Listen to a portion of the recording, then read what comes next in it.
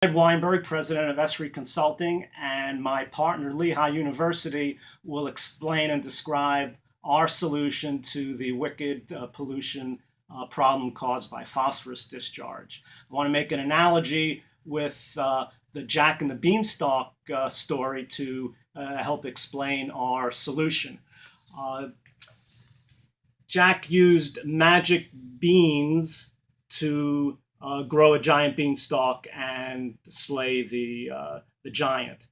We are going to use magic ion exchange resin beads to capture phosphorus, recover it, and reuse it safely for cultivation of fruits and vegetables.